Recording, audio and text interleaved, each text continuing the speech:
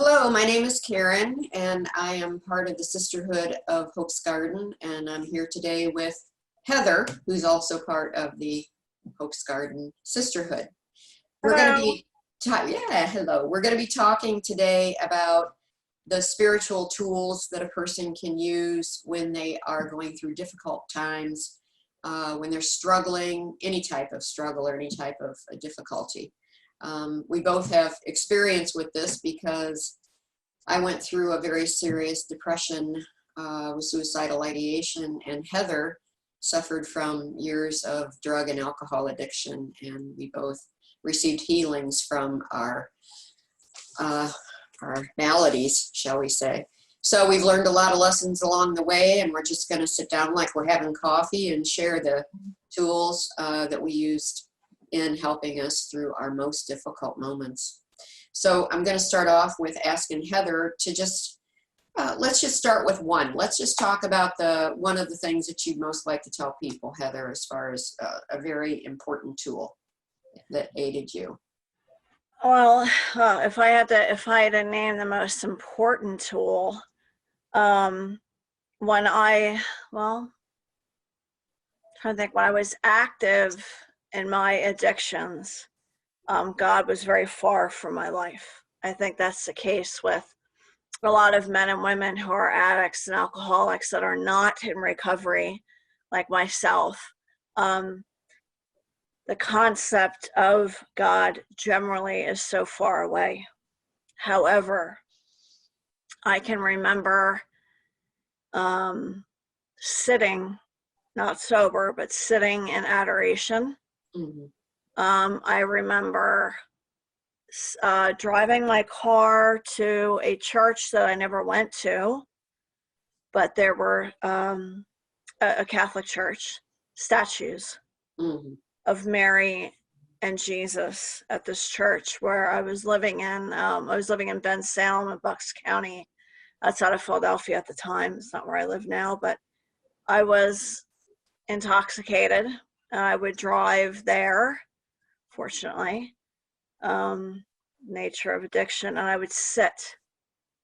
Just, it was like a round sort of sculpture area.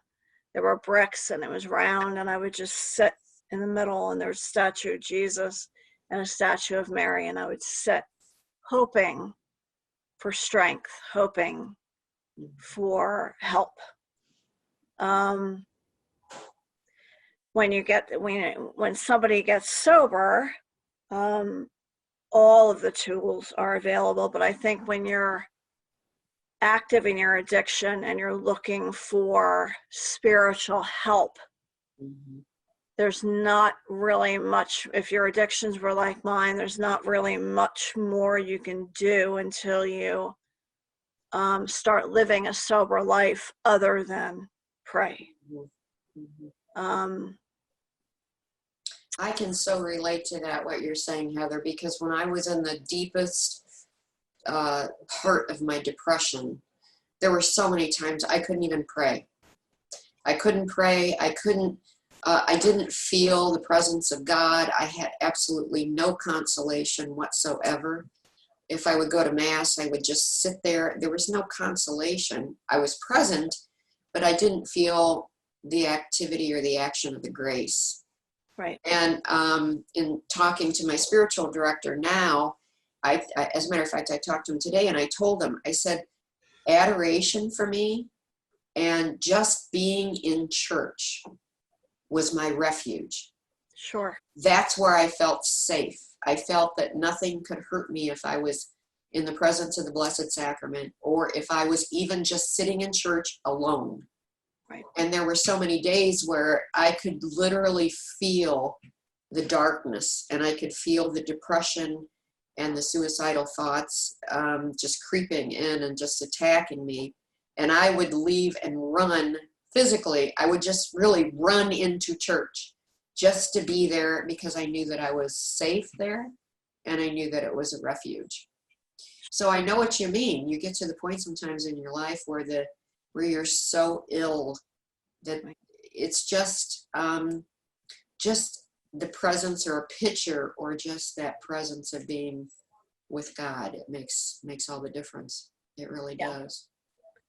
I drew on the faith of my childhood. Mm-hmm. That's really all I had to draw on. And I knew, just like what you were saying, I knew that if I went into adoration and just sat in his presence, Mm-hmm. sat in front of the monstrance, or went to church, sat in front of the tabernacle, Mm-hmm. that maybe I would receive some level of grace. Mm-hmm. That's where it has to start. Mm-hmm. You start from zero and you move forward. Mm-hmm. Like I said, when you become healthier, and I was very, very sick. You were very, very sick. We were sick in different ways. Mm-hmm. And we suffered for years. Mm-hmm. But we knew that God's grace was there because we've experienced it before our illnesses, like me as a child, and you as a child and an adult. Mm-hmm.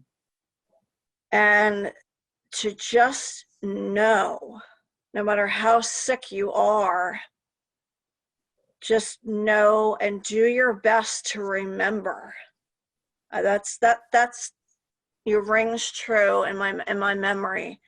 It is just, why else would we have done those things? Why would I have went to a church I didn't know and sat on the ground?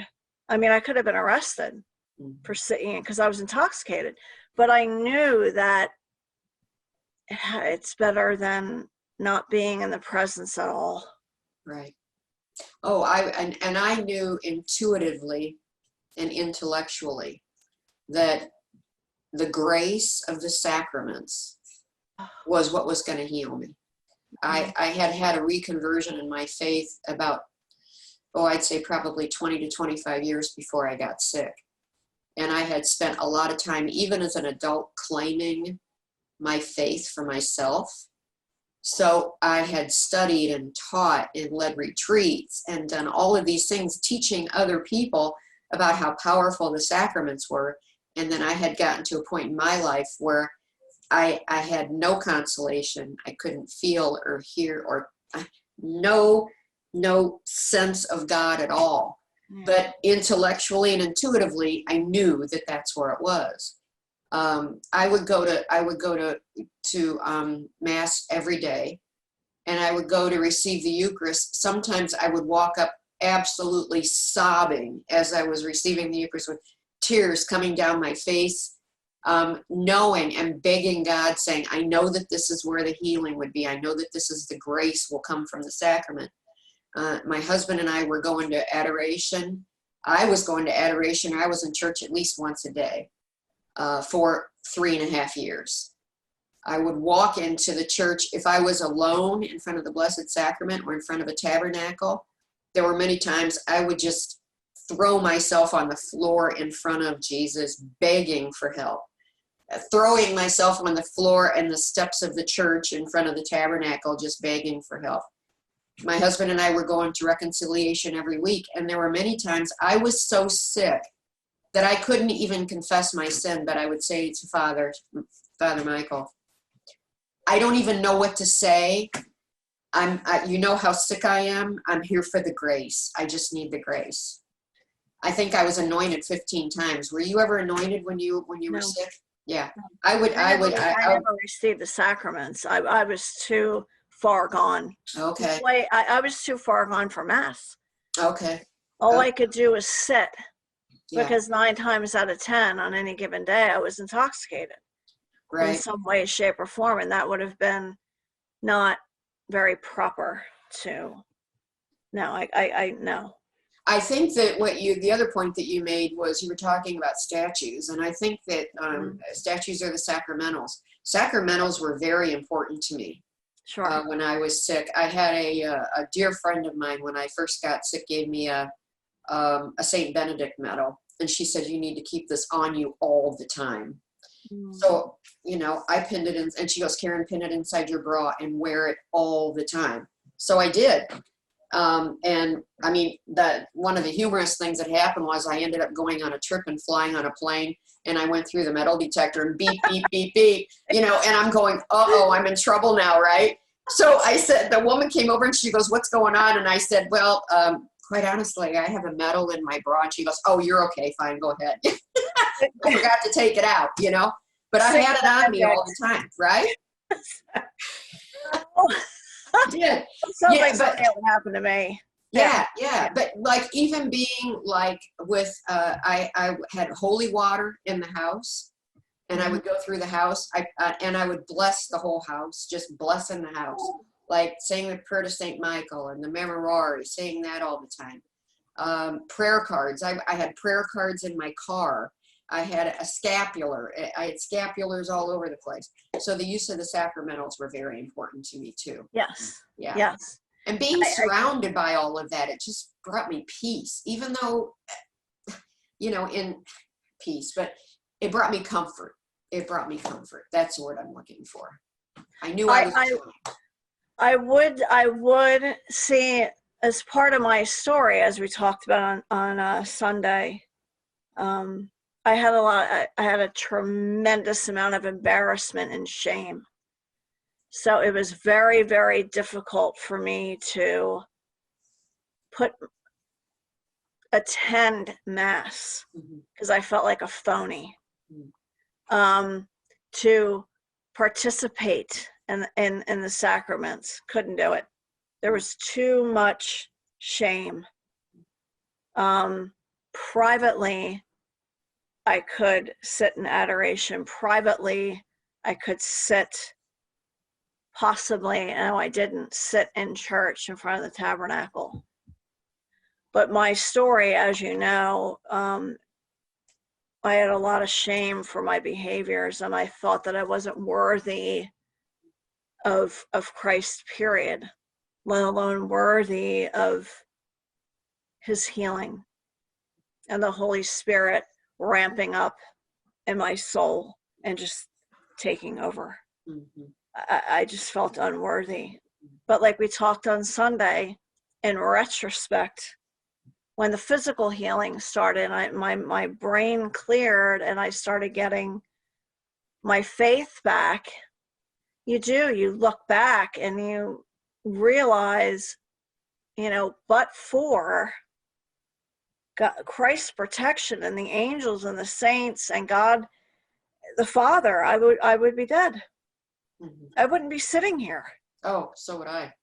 Right. So there was his grace. Right.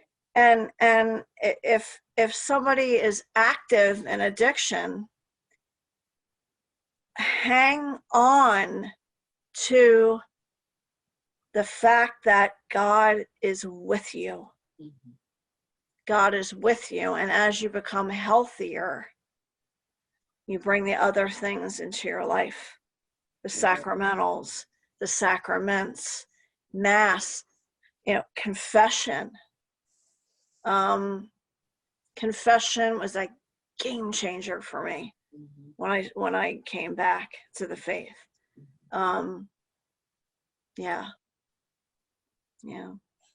those are hard learned lessons, aren't they? Yeah. One of the things that kept coming to me too is the scriptures were very present to me. Even though I was sick, sometimes I would hear like a scripture verse or something. But one of my favorite scriptures was the hemorrhaging woman. Yeah. And it's a very popular and well-known scripture about the woman who had been the bleeding or hemorrhaging woman. She had been sick for a long time and had been to see many doctors, and there was no cure. And then she reached out because of faith. She knew that if she just touched the hem of his garment, that she would be healed. And that was I was the hemorrhaging woman. And that's what I kept telling Jesus. There were times when, if I was in adoration and I was alone and I'd be prostrate in front of the Blessed Sacrament, And I would say, Lord, I hope that I'm not offending you, but I just want to reach out and touch the monstrance. And I would very slowly and very gingerly just touch the monstrance in faith. Mass it kept me alive. The sacraments kept me alive. The grace from the sacraments. There were times when I would be in a position where I was ready to commit suicide and someone would show up, or a miracle would happen, or my husband would find me, or he would hear, my husband even heard we believe it was his guardian angel telling him to turn around, and when he turned around, he found me. So there were so many times when God intervened, yes. And I know that it was through that grace of the sacraments and the prayers. I was a crazy woman. I would go up to people who I didn't even know when I was in church, and I would introduce myself and say, hi, my name's Karen. You don't know me, but I'm suffering from a very deep depression. Would you pray for me? Because I knew the power of prayer when you were talking about prayer and that power and the grace that comes from that. So I was always seeking the help of others. And I didn't necessarily have the shame aspect, I don't think, but I did become very isolated from my friends, and there were very many things I was private about, but I did reach out to people for prayer and asking them for help in a spiritual perspective. And then like you were saying, Heather, once you get healthier, then you take the next step and you can start reaching into more deeper things. One of the things that I found very important in my life then is spiritual direction. And using that as a very important tool in my life as far as helping me to move forward in my faith. Father Michael was with me for 2 years when I was sick, and he helped save my life. So it was using that spiritual aspect of his advice and his counsel was major in my life. Mm-hmm. So the sacraments and sacramentals and prayers, the rosary, another thing, the Divine Mercy Chaplet, those devotions that we have in the Catholic Church, very important. Right. As I said, I couldn't pray it, but there were many times when I was an insomniac. I didn't sleep for 3 years. I got like maybe 1 to 3 hours a night of sleep. And there were many times when I had a crucifix in one hand and I had the rosary in the other hand. And this is how I tried to sleep. I couldn't, but I just would lay there at night just hanging on to them. I couldn't pray. I was too sick to pray. But just the act of holding a rosary or holding a crucifix, or I had a Benedict medal about this big somebody gave me, and I would hang on to that sometimes too. I had the image of the Divine Mercy in my room, and I'd look at that. Those always helped me. Yeah. Yeah, we were a little bit in two different places there. Because physically, when you're in addiction, physically you can't. You just can't. Because you're so intoxicated or so sick. If you're not actively intoxicated, you're so sick, physically ill from the night before, the day before. But I just remembered something. We're talking about the power of prayer. My mother, God rest her soul, was a devout woman. And that's why she instilled that in me. And that's why I was able to come back and rely on, in very, very early sobriety. When I had just gotten sober, I would sit, when the devil was calling and knocking on my door, I would sit on my hands. Please help me, Jesus, please help me. I mean, that's praying. That's praying. You better believe it. And my mother prayed for me, and my sister prayed for me to be released from my addictions. And it took some time, but and I'm sure, not my sister, but I'm quite positive, she's no longer alive, but I mean, my mother has given me sacramentals when I was active in my addiction. So I know she used them herself. Mm-hmm. So there it is. Mm-hmm. And I know she was active with the sacraments. Mm-hmm. I know that she went to confession. I know that she received the Eucharist. I know that she sat before Christ in church. I don't think they had adoration where she was, but yeah, forgot that. Mm-hmm. But there it is. Mm-hmm. That's the power. Yes. That's why all of those times maybe I didn't die. Sure. I should have. Sure. I really should have. I should not be sitting here. Yes. There's the power of the Holy Spirit. Boom. There it is. That's how I always picture him. No Just prayer is wasted. there. Right. No prayer is wasted. No. No prayer. And I had read, I did a lot of reading about St. Therese after my healing. And in one of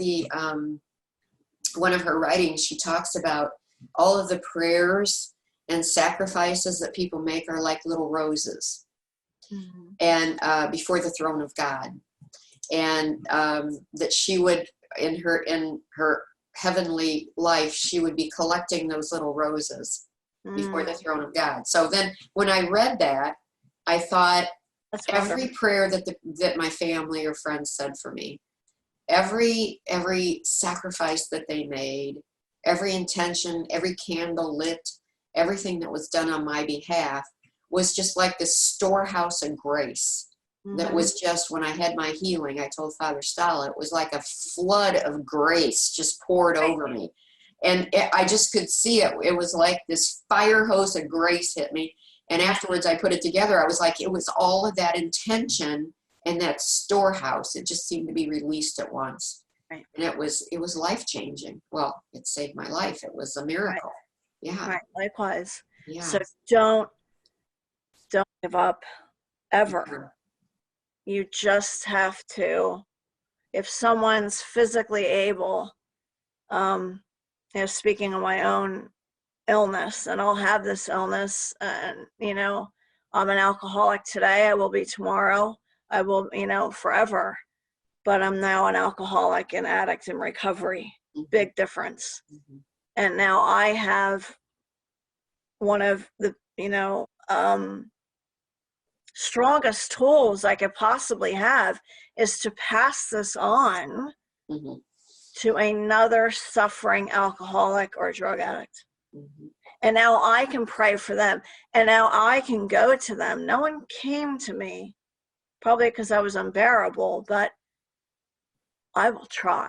And I will bring the sacramentals, and I will sit and hold the person's hand. I will do the praying. I will bring the power, because he's given me that. The Trinity has given me that for that purpose.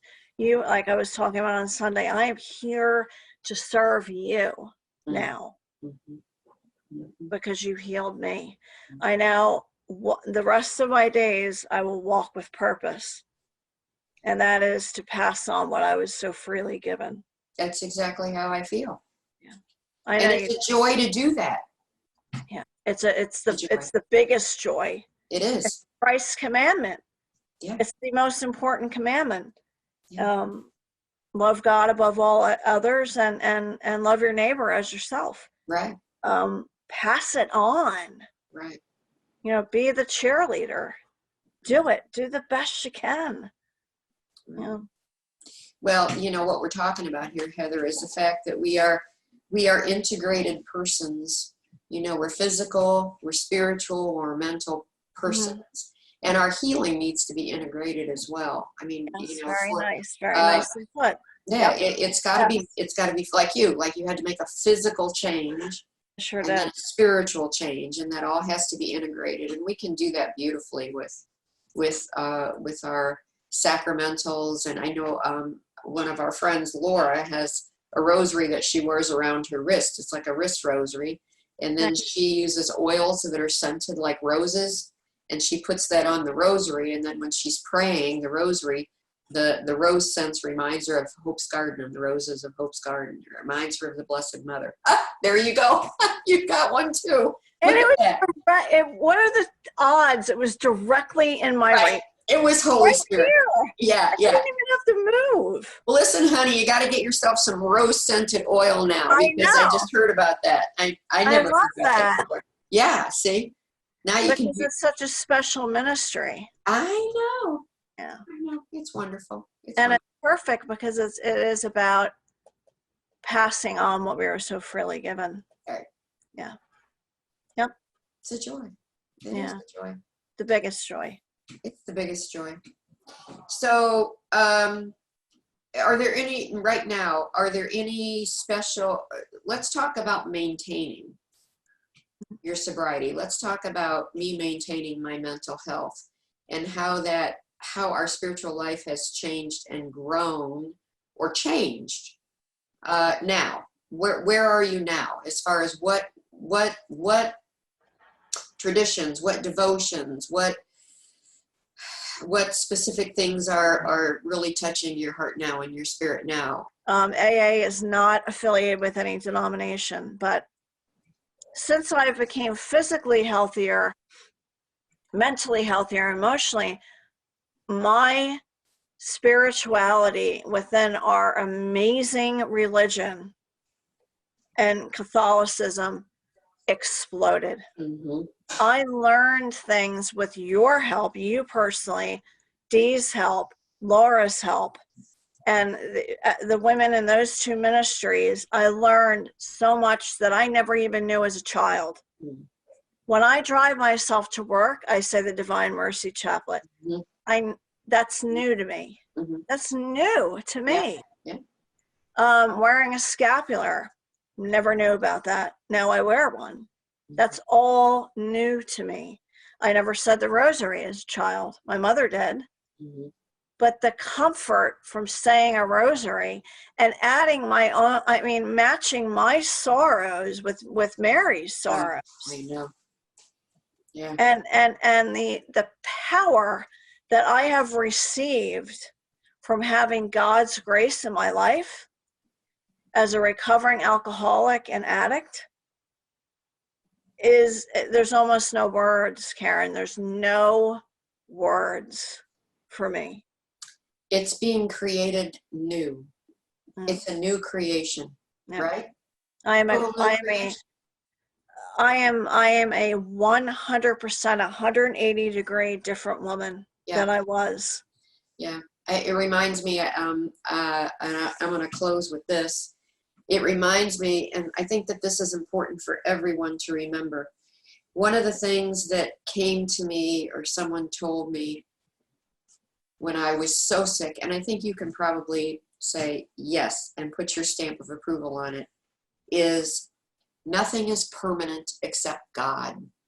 The situation that you're in right now is not permanent. Everything changes, right? Everything changes. So if you're in the depths of addiction, if you're in depression, if you're in suicidal ideation, if you're in despair, it's not going to be forever. Or, like an abusive marriage. Exactly. There's always hope. As my daughter said, there's no hopeless moment. Right. There's no hopeless moment.